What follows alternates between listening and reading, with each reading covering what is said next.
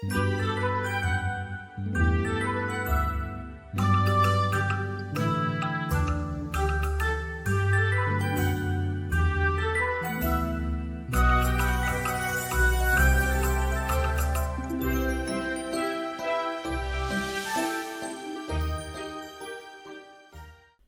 welkom by my podcast en dankie dat jy saam luister. Dankie ook aan almal wat my nog steeds finansiëel ondersteun. Letterlik jaar in en jaar uit, sonder julle kan ek dit nie doen nie. En as jy dalk lus is om ook 'n vaste lid van my podcast te word, maak 'n draai op my Patreon blad waar al die inligting beskikbaar is. Vandag gesels ek met Nerina Reed Visser. Toe ek aanvanklik met die podcast begin het, 'n paar jaar gelede, was sy die tweede mens met wie ek gepraat het. En ek dink dit is heel gepas om nou weer met haar te gesels en om te hoor wat alles in die tussentyd in haar lewe gebeur het. Baie van julle ken die staaltjie dat toe ek en Nerina saam op skool was, het sy altyd in die blink oogiery in die wiskundeklas gesit en ek natuurlik in die dowwe oogiery. Nerina is 'n vrou wat slim is met geld, met beleggings en wat 'n force is in die beleggingswêreld. Nie net in Suid-Afrika nie, maar in die hele Afrika. En ons gesels vandag oor haar perspektiewe op wat 'n mens met jou geld moet doen en oor oumaskap, want ja, sy is 'n gedigte ouma en sy kuier graag by haar kleinkind. Lekker luister.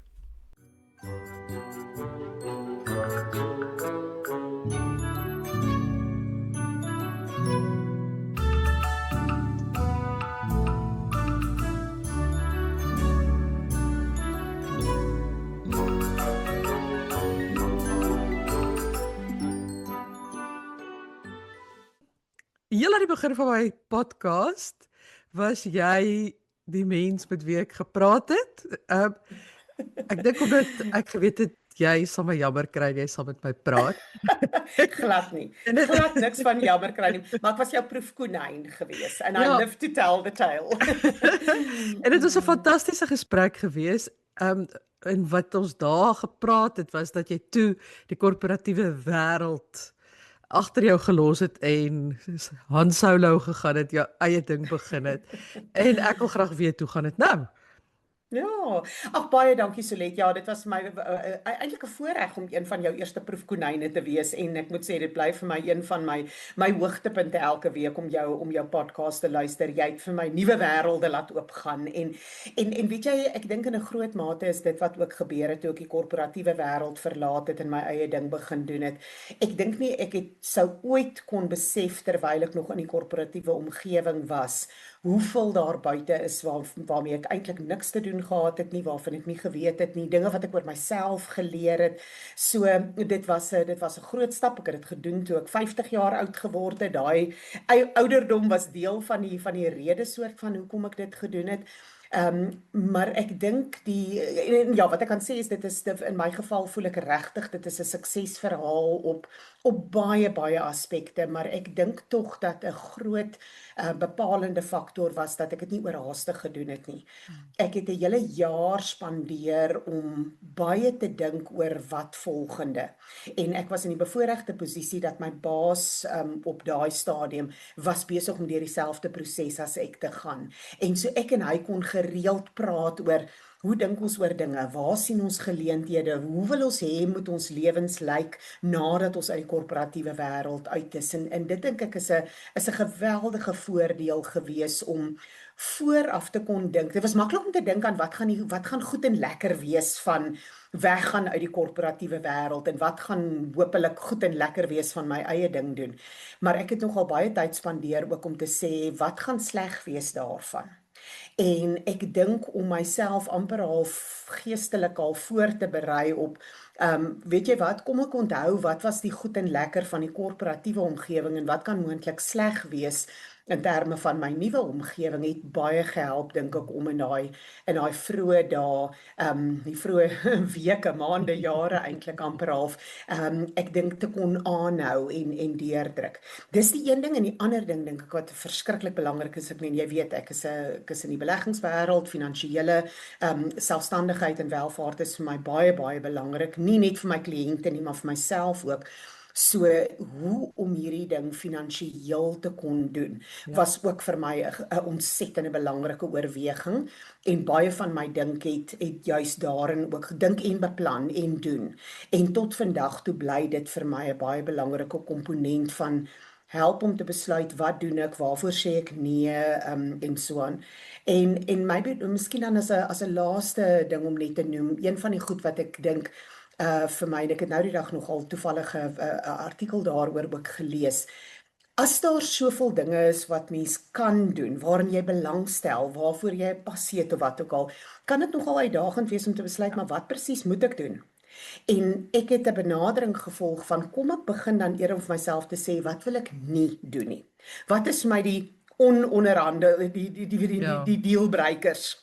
En dit het my baie gehelp om nie net in daai beginstadium 'n beter idee te kry van hoe en waar ek myself wil posisioneer nie, maar deurlopend tot vandag toe nog, en is nou al 11, amper 12 jaar af in die pad, tot vandag toe nog sê ek vir myself, moet ek ja sê vir hierdie of nee sê vir hierdie, hoe pas dit in by my verwysingsraamwerk van wat is my onaanvaarbaar, wat gaan ek glad nie doen nie, wat is my, soos ek sê, die dealbreakers, en ja, daar is dink ek van die belangrikste soort van lesse wat ek geleer het en wat ek dalk kan deel met ander. Ja. Want een van die goed wat ek nou byvoorbeeld aan dink is dat kom jy ooit op 'n punt waar die geld wat jy daaraan kan verdien belangriker is as die feit dat jy dit sien as 'n dealbreaker, en wat doen jy dan as jy op daai punt kom? Weet jy Solet, dit is dalk seker vir my een van die voordele dink ek daarvan om ouer en wyser te word, is dat mens besef ja, geld is nodig, maar geld is op die ou end van die dag maar net 'n doel tot 'n middel. En vir my is dit wat vir my nie aanvaarbaar is nie, of wat ek nie wil doen nie, is vir my belangriker as die geld wat moontlik daaraan verbonde kan wees.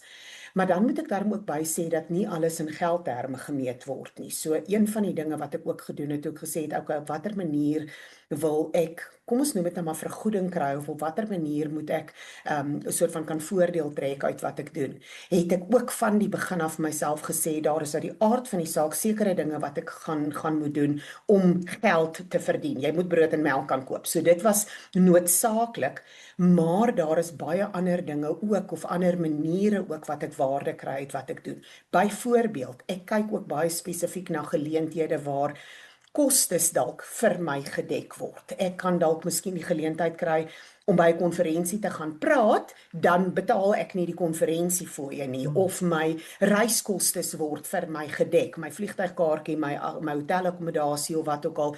Weereens, dit gee vir my geleenthede sonder dat ek 'n uitgawe hoef aan te gaan. So dit gaan nie net oor die inkomste wat ek kan verdien nie, dis ook oor hoe kan ek my uitgawes minder maak. En dan is daar vir my definitief ook 'n aspek, en dis die ene waar ek myself amper die meeste moet beskerm, dis wat ek noem my mad work. My mad work staan vir make a difference. Ja. En waar I'm not making any money, but if I can make a difference, dan voel ek ook bevredig, dan voel ek ook, maar ek het waarde gekry hieruit. Maar uit die aard van die saak moet 'n mens jouself beperk in terme van hoeveel van jou tyd en energie jy kan bekostig om te spandeer aan hierdie mad aspekte. En so ja, jy weet, om dit mooi vir myself amper half 'n begroting op te stel van my tyd en my energie en wat ek hieraan kan spandeer, het ook vir my baie gehelp. Is dit vir jou moeilik om nee te sê? Ja. Ja, ek ook. Jy sien, ek kan nie eens nee sê daarvoor nie, sê ja. Ja, weet jy, Ek dink 'n gedeelte daarvan, kyk, wie's dit, Joyce Meyer wat so mooi geskryf het oor approval addiction. Ek dink ek het definitief 'n lelike skoot daarvan weg. Maar ek moet ook sê dat Mel Robbins my op die oomblik baie help met Let Them. Jy weet, maak nie saak wat ander mense dink nie. So ek dink ek maak vordering. Ek is nog steeds work in progress, maar ek dink ek maak vordering in terme daarvan. Maar ek dink 'n groot aspek daarvan kom ook uit 'n diep sin van dankbaarheid vir wat ek het. En wie weet, ek dink ek beskou myself as ongelooflik bevoorreg. Ja, weet in Suid-Afrika, ek is bevoorreg oor die kleur van my vel. Ek is bevoorreg oor die feit dat ek in 'n familie gebore is waar daar baie liefde was en waar opvoeding ongelooflik belangrik was. Ons het nie geld gehad nie, maar my ma en pa was baie gesteld op 'n goeie opvoeding. Die voordele wat daai goeie opvoeding vir my gegee het, beskou ek absoluut as 'n voorreg. En so kan daar's 'n lang lys, ek kan so aangaan. En ek is baie bewus daarvan dat ek bitter min kan doen om enige van daai voorregte en voordele wat ek het ongedaan te maak. Dit is wat dit is. Ja. Ek kan nie die kleur van my vel verander nie. Ek kan nie die goeie opvoeding wat ek gehad het, kan ek nie wegvat nie. Maar wat kan ek daarmee doen? En vir my gaan dit dan grootendeels daaroor, hoe kan ek die voorregte en die voordele wat ek het gebruik om ander te help wat nie daai selfde voorregte het nie. En weer eens, dit gaan nie net oor geld nie, dit gaan oor, kan ek deure oopmaak vir mense? Kan ek mense help om van geleenthede gebruik te maak? Kan ek my kennis en toegang tot dinge gebruik om vir ander mense dalk die pad makliker te kan maak? So my sukkel om nee te sê kom in 'n groot mate ook uit van daai plek af wat sê, wow, ek is ongelooflik bevoorreg en dis 'n voorreg ook, dink ek, om ander mense te kan help en ondersteun. Kan jy so 'n voorbeeld gee van die bemagtiging wat jy doen? So weet jy, ja, daar's heelwat sulke voorbeelde wat ek kan noem, maar kom ek begin en ek gaan maar half by 'n finansiële soort van Ja. voorbeeld ook gebruik. En dis my een skoonseun. Ek gaan hom nie by name noem nie, maar my een skoonseun het uit 'n baie moeilike agtergrond uitgekom en het nie die geleenthede gehad wat ek gehad het nie. Het nie die geleenthede gehad tot opvoeding nie. Hy was byvoorbeeld die eerste persoon in sy familie wat matriek gekry het. Ek praat nie eers van universiteit of ander geleenthede nie. Maar hy's ongelooflik talentvol, ongelooflik hardwerkend en vindingryk en doen dinge. Maar het ook geen toegang gehad tot finansiering nie. En een van die eerste dinge wat ek gedoen het toe ek so op my eie gegaan het en op 'n ander manier na my eie finansies ook gekyk het, is om te sê, seker nie alle beleggings wat ek doen is noodwendig in, kom ons sê, aandele wat ek koop of ETF's wat ek koop of formele finansiële produkte nie. Deel van my belegging kan ook wees in iemand anders se bemagtiging, iemand anders se besigheid. En kom ons gebruik sommer 'n simpel voorbeeld en ons sê op daai stadium kon ek dalk 5% rente verdien as ek geld in die bank gelos het. As hy enigstens selfs eers toegang tot 'n lening sou gehad het, wat hy nie eers gehad het nie, maar kom ons sê hy het toegang tot 'n lening gehad, sou dit hom 15% se rente gekos het om dit te kry. En ek het toe nie net vir hom geld geleen om sy besigheid te begin en ons het by die middelpunt geëindig, ons het 10% gemaak, met ander woorde, ek het 'n beter rente verdien as wat ek in die bank sou kry, hy het minder, dit het hom minder gekos as wat hy sou betaal by die bank, maar baie belangrik ook daarmee saam dat ek vir hom gesê het, maar ek wil jou mentor om hierdie besigheid van die grond af te kry. So ek het hom baie gehelp in die vroeë dae met sy beplanning oor sy besigheid, hoe hy dinge in plek gaan sit. Ons het ek dink 'n 2 jaar 'n soort van projeksie gedoen in terme van die groei van wat hy gaan doen, wat sy inisiatiewe en so aan, en daarmee saam dan nou die terugbetaal van die lening aan my. Wel, 8 maande later, toe sy klaar verby daai 2 jaar teikens en en hy het net nog nie weer opgehou nie. So daai tipe van bemagtiging en gebruik van my voordele, beide finansiëel maar ook kennis, gee vir my ongelooflike bevrediging, veral as ek hom nou vandag kan kyk en sien hoe ongelooflik suksesvol hy is in wat hy doen, en ek voel ek het daarom so 'n klein rolletjie gespeel om dit to make a difference. Ja, ek het nou hierdie jaar met ons munisipale verkiesings.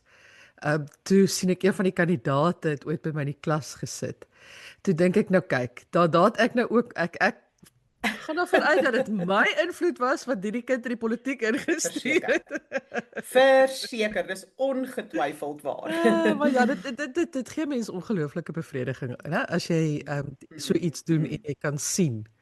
Dit Ja, maak 'n daadwerklike verskil. Ja. absoluut. Hoorie, nou van skoonseuns, kom ons gaan oor na kleinkinders toe, want dit is tog die logiese gevolg. Jy is nou die trotse ouma van 'n Ek is 'n pragtige trotse kind. ouma. Ag man, die grootste vreugde wat daar kan wees, die enigste hartseer saak daarin is dat hy so bitterlik ver van Ja. ons af is. Ek dink dit is maar 'n realiteit vir so baie van ons, en ag nie eers net ons tydgenote nie. Ek ken min mense van enige generasie wat nie familie of nabye vriende in ander lande het nie. So ja, my pragtige krulkop blonde kleinseun woon in Amerika. Maar dit beteken dat oupa en ouma maak geleenthede, skep geleenthede om in Amerika te kan gaan kuier en deel te wees van sy groot word. En dankie tog vir tegnologie. Dit stel mense daarom ook in staat om gereeld, dit is fotootjies, dit is videoetjies, maar dit is ook nou oproepe, gesprekke met hom. Hy's nou so amper 2 en 'n half. So ja, mens kan al ek sal nie sê heeltemal 'n gesprek. Hy praat baie oulik. Kyk, daar's niks fout met sy woordeskat nie. Maar hy's ook vreeslik besig, so hy wil nooit baie lank stil sit om met oupa en ouma te praat nie. Hy hardloop met ons rond in die huis en vat vir ons na sy boekies toe en alles so dit is 'n groot voorreg. Iemand het een keer vir my gesê, kleinkinders is die Here se beloning vir jou dat jy nie jou kinders doodgemaak het toe hulle tieners was nie. En ek dink ons was almal op 'n stadium daar in die moeilike tienerjare wat jy reg was om jou kind dood te maak, maar ek is baie dankbaar dat ek nie het nie net vir my pragtige kleinseun nie, maar vir die wonderlike soort van verhouding wat ek het met my kinders wat volwassenes is, en om te sien al my kinders doen verskillende dinge en praat nou van jou wêreld verryk en groter maak en horisonne verbreek. Dis werklik vir my 'n ongelooflike ervaring. Het dit jou kyk op jou eie loopbaan vooruitsigte verander toe die kleinkind sy verskyning maak?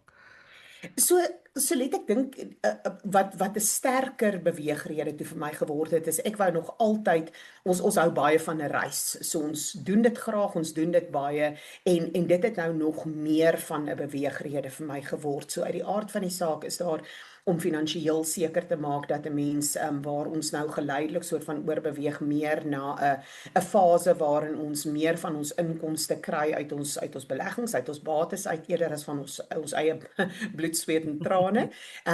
Dat daar ook 'n baie gesonde balans moet wees vir die uitgawes verbonde aan gereeld by die kinders kan wees, gereeld kan kuier daar en so aan. En ek dink ek is nou baie meer bewus van hoe belangrik dit is om 'n mens se doelwitte op 'n kort, 'n medium en 'n langtermyn te balanseer.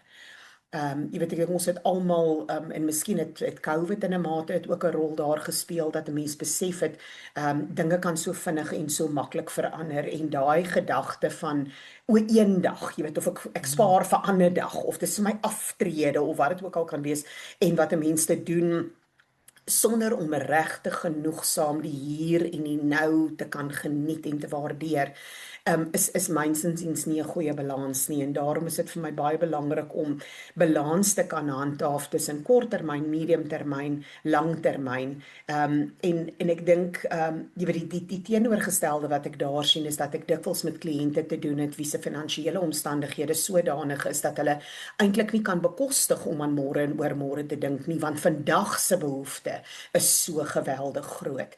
En om dan ook kliënte en mense wat in daai situasie is ook te probeer help om te sê, goed, hoe kan ons geleidelik dit wat jy nou en hier het vir jou help begin rek dat môre en oormôre se probleem dalk effens kleiner word as wat dit nou op die oomblik is.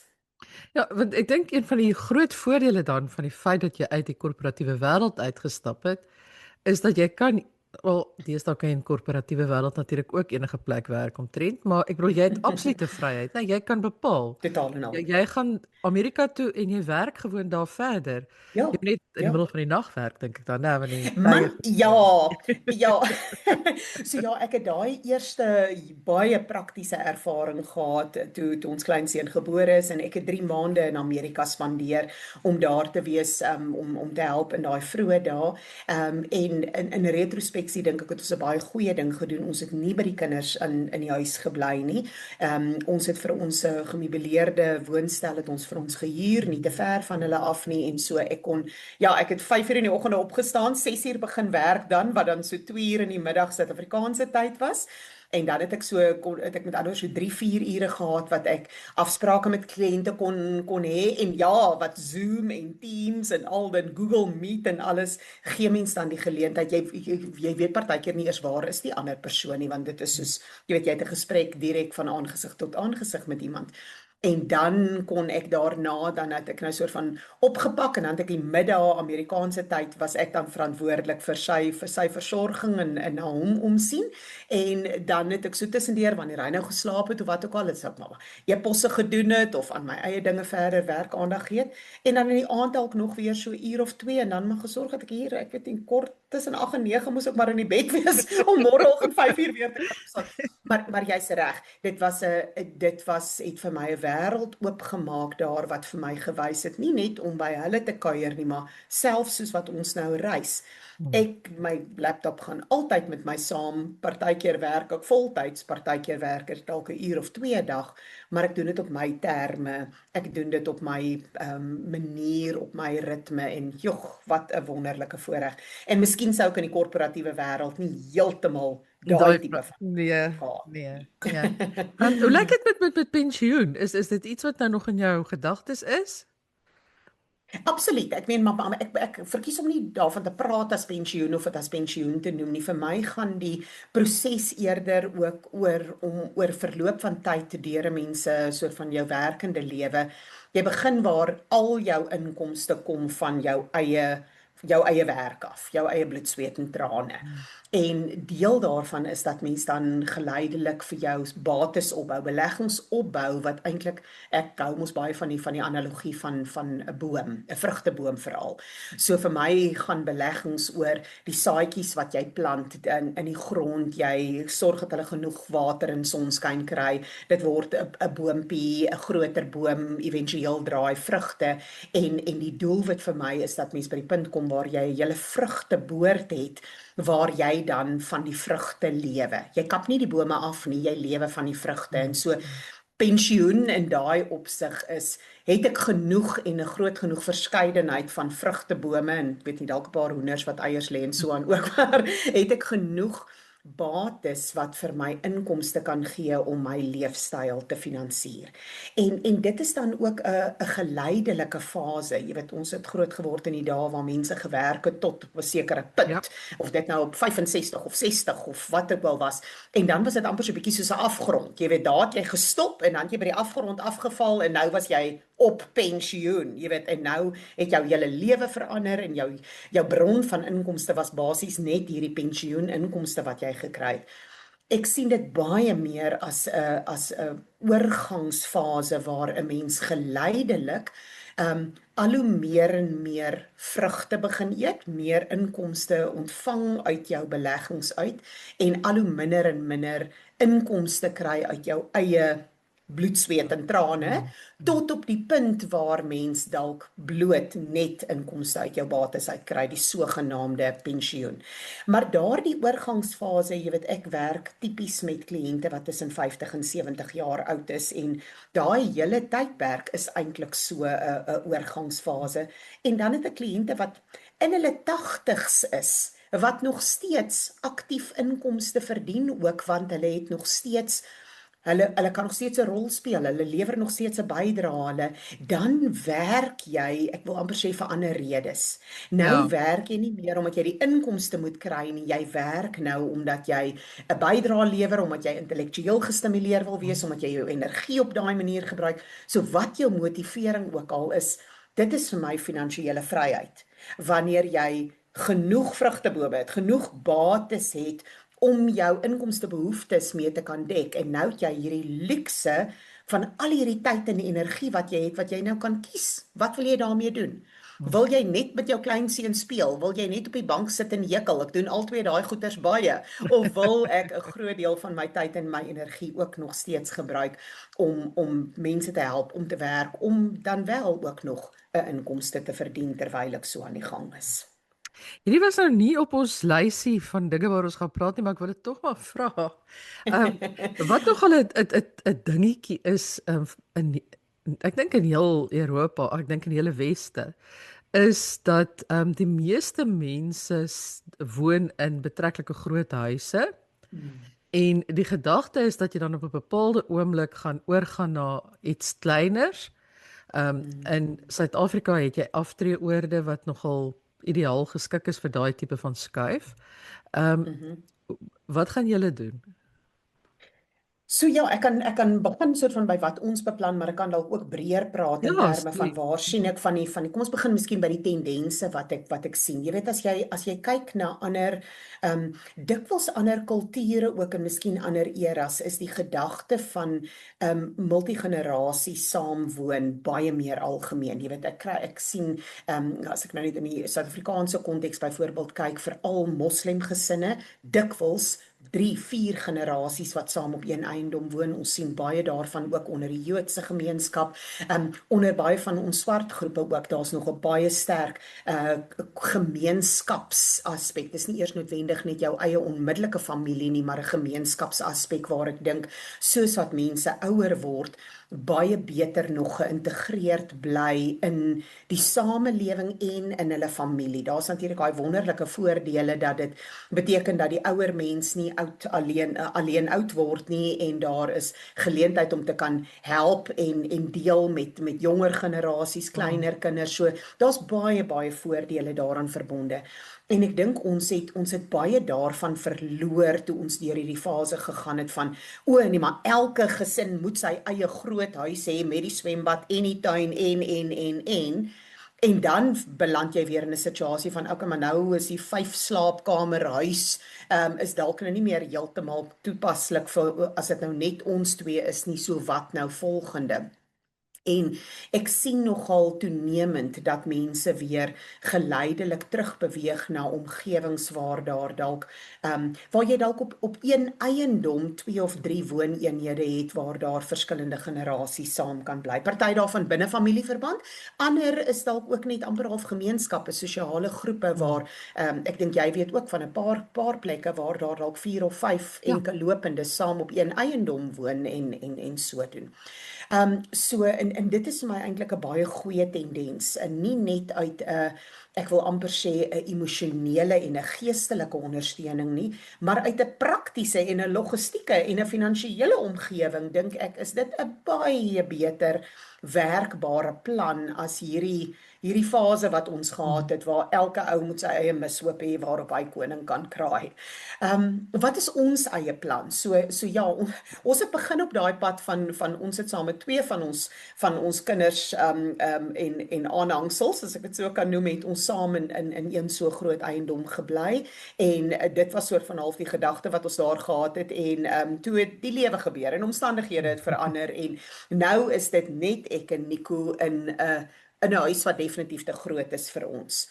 Maar ons het planne om die huis so te omskep dat ons 2 tot 3 eenhede amper half op die eiendom het wat ons kan verhuur.